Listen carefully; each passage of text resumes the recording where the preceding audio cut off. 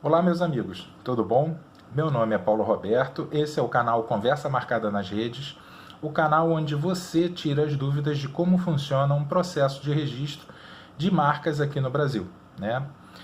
A gente também conta curiosidades, a gente também passa para vocês a origem das marcas famosas, o que elas fizeram para alcançar essa fama mundial, né? Tudo isso você vai encontrar aqui no canal.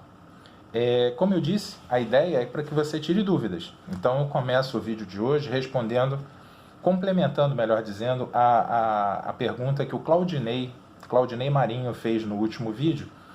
Ele considerou um ano muito tempo, né? Eu respondi a ele que já levou mais tempo, né? Claudinei, eu vou complementar a sua resposta agora de uma forma mais ampla, tá? Quando eu comecei, em 2009, 2010, há 10 anos atrás, uma marca chegava a levar 10 anos para ser registrada. Tá? Eu cheguei a pegar processos de marcas que levaram 10 anos para serem registradas. Tá? Então, só para você ter uma ideia, o período de vigência de um registro no Brasil são de 10 anos. Né? A marca levou praticamente o mesmo período que ela teria de vigência para ser deferida. Então, o que acontecia no passado é você ter marcas registradas que já eram marcas velhas, marcas que já muitas vezes estavam em desuso, marcas de empresas que por acaso, né, porventura nesse período todo de tempo, acabaram falindo, fecharam. Né? Então, acontecia, era muito comum esse tipo de situação, infelizmente. Tá? O que aconteceu? No decorrer desse tempo, no decorrer desses 10 anos que eu tenho de profissão, o INPI ele foi se aperfeiçoando, o INPI foi contratando muita gente, ele fez se não me engano, uns 4 ou 5 anos atrás, ele fez um concurso para examinadores, né? Foi uma leva bem grande de contratados, de concursados, melhor dizendo, né? Foram, acho que 500, alguma coisa nesse sentido.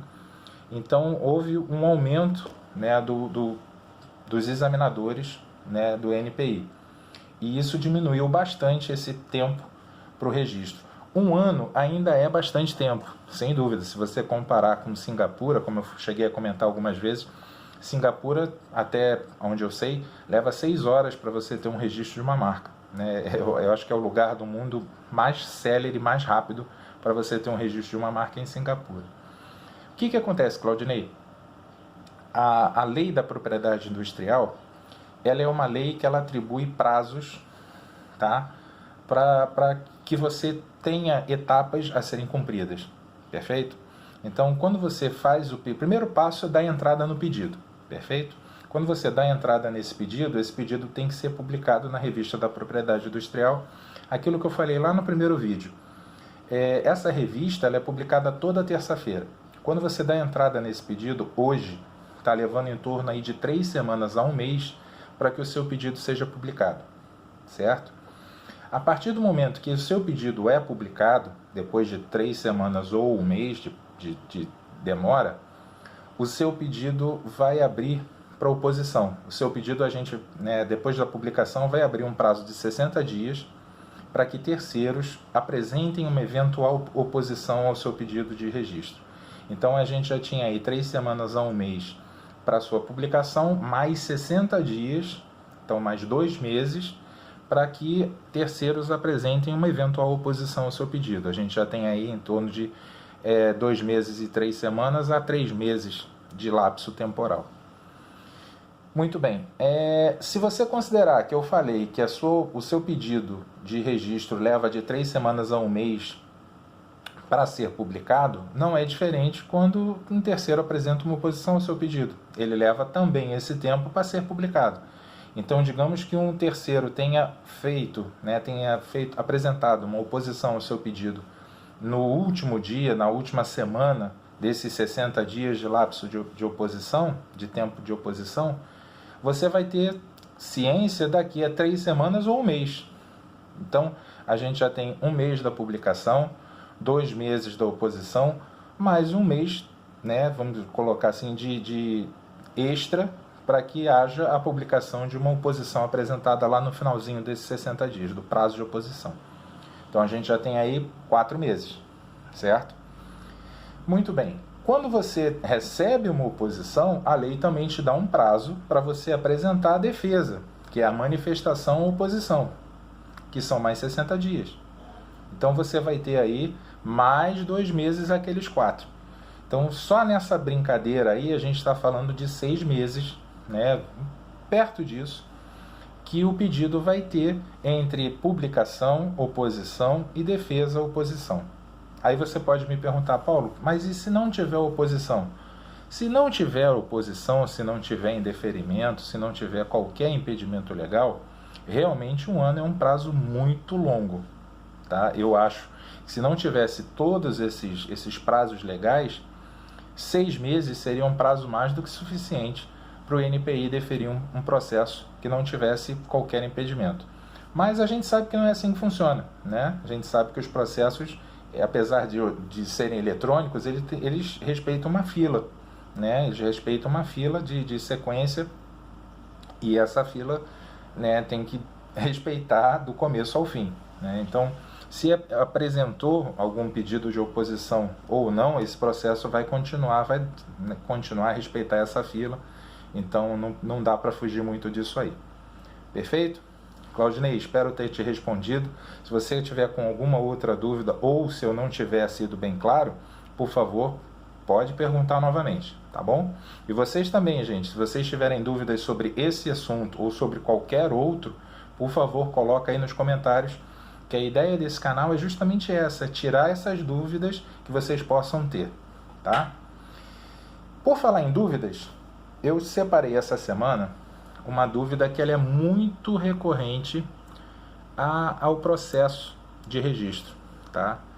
É como você faz para registrar uma marca que contenha palavras de uso comum, palavras que são irregistráveis, né?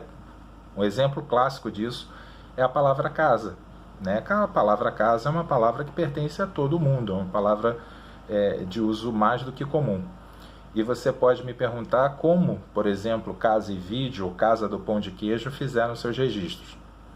Tá? O impedimento está no artigo 124, tá, da Lei 9.279, de 96, que é a Lei da Propriedade Industrial. O artigo 124 ele vai trazer para a gente o que não é registrável como marca, certo? O inciso 6º dessa lei, desse artigo, melhor dizendo, vai nos dizer o seguinte: sinal de caráter genérico, necessário, comum, vulgar ou simplesmente descritivo, quando tiver relação com produto ou serviço a distinguir ou aquele empregado comumente para designar uma característica de um produto ou serviço, quanto à sua natureza, nacionalidade, peso, valor, qualidade e época de produção ou prestação de serviço, salvo quando revestidos de suficiente forma distintiva. Nesse finalzinho do artigo está o pulo do gato. Você não vai conseguir registrar Casa e Vídeo na forma nominativa da marca, que é aquela forma literal, a palavra somente, a palavra Casa e Vídeo. Isso você não vai conseguir registrar sua marca dessa maneira, dessa forma você não consegue.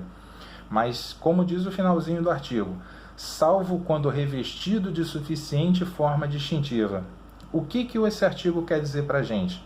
Que se você fizer uma logomarca, né, a popular logomarca ou a marca mista, né, como eu chamo, se você criar uma forma mista de desenho, de signo, né, que te permita você distinguir um produto ou serviço, você consegue, tá?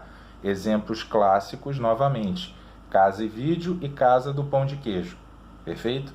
São marcas que você tem uma identidade visual suficiente para identificar qualquer uma dessas duas empresas em qualquer lugar do mundo, qualquer lugar do Brasil, qualquer cidade que você esteja, certo? Por exemplo, Casa e Vídeo, palavras absolutamente de uso comum, casa, vídeo, só que você tem uma identidade visual tão forte, né, aquele fundo amarelo, aquelas letras desenhadas, aquele E comercial, que te permite identificar uma Casa e Vídeo aqui no Calçadão de Madureira ou lá no Mercadão de Manaus. Você consegue identificar.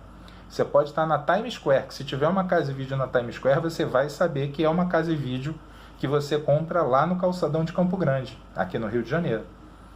Entendeu? Da mesma forma, a Casa do Pão de Queijo. Ela tem uma logo, aquela casinha, tudo bonitinho, aquela velhinha. Tudo isso te permite identificar uma casa e vídeo, ou desculpa, uma Casa do Pão de Queijo, aqui na esquina, na Rua da Alfândega, na Rua da Assembleia, dentro do aeroporto de Munique, dentro do aeroporto de Congonhas, qualquer lugar, certo? Então, quando você tem uma marca para registrar que envolva palavras de uso comum, a saída é a saída que o artigo te dá. Você precisa criar uma identidade visual, uma forma distintiva que seja suficientemente própria para te permitir um registro, certo? Essa é a saída. E não adianta você tentar passar a perna no examinador, porque o examinador, quando ele passou no concurso, esses caras que eu falei da prova de 5 anos atrás, eles foram treinados, né? Eles foram treinados para saber justamente distinguir essa situação. Você ter uma marca própria, uma marca que seja... que use palavra de uso comum e que esteja tentando usar um formato que não seja visualmente distintivo, tá? Não adianta você pegar palavras de uso comum, tá? Vamos pegar Casa e Vídeo novamente, e você botar num fundo branco e trocar a letra Arial por um Gothic. Isso não é identidade visual distintiva, tá? Você tem que criar uma cor, você tem que criar letras, você tem que atribuir desenhos, você tem que estilizar, criar uma identidade visual, perfeito? Se você tem familiaridade com Corel, se você tem familiaridade com Paintbrush, qualquer outro programa editor de imagens, né, criador, desenhos, essas coisas todas, bacana. Mas eu sempre aconselho a você recorrer a um profissional, certo? Eu não manjo nada de desenho, eu, como já citei, já agradeci até, eu recorri a um profissional da área, tá? Eu recorri ao Eduardo Farias, que é o nosso designer lá do Sindicato Logista, do Cindy Lojas, tá? Ele fez a minha logomarca, ele fez a minha marca mista, né, para eu dar entrada no NPI e adotar como símbolo do canal. Perfeito? Se você não tem essa, né, conversa marcada, é palavra de uso comum. Se eu não criasse, eu não, né? Eu não crio nada. O Dudu, se o Eduardo não tivesse criado uma marca com suficiente distintividade visual, eu não teria como dar entrada nesse pedido. Beleza? Perfeito? Gente, esse foi o meu recado dessa semana, foram as dúvidas que eu separei para a gente conversar nessa semana. Mais uma vez, eu agradeço a você que já é inscrito no canal. Se você ainda não é inscrito, por favor, gente, se inscreva. Tá? Acione o sininho para você ser notificado quando tiver vídeo novo, tá bom? Por favor, é muito importante a sua participação, o seu like, a sua inscrição é importantíssimo, tá bom? Te agradeço muito. Eu queria finalizar também contando uma experiência rapidinho, uma experiência foi muito nova para mim, eu nunca tinha feito uma live na minha vida, fui convidado pela minha amiga Alda Oliveira para fazer uma live com ela no Instagram, ficou muito bom, a gente conversou sobre marcas e patentes. Patente não é minha especialidade, como eu já falei, a minha especialização é em marcas, mas quem aprende uma coisa acaba aprendendo um pouquinho da outra também. Então a gente bateu um papo sobre marcas e patentes, um papo bem interessante. Eu vou colocar aqui nos comentários o link para quem quiser assistir, está no IGTV, mas eu vou colocar o caminho. É IGTV que fala? Nem sei. Mas vou colocar o caminho aqui para vocês, quem tiver curiosidade, assistir lá. A gente conversou sobre marcas e patentes e eu abordei muito a necessidade de quem está entrando em rede social, né? A gente já conversou antes, mas eu aprofundei um pouquinho também. Quem tem marca em rede social e não está protegida, né? Não está registrada, os cuidados que devem ter. Beleza? Gente, esse foi o recado dessa semana. Mais uma vez, gratidão sempre, muito obrigado e até a semana que vem, se Deus quiser. Um abraço.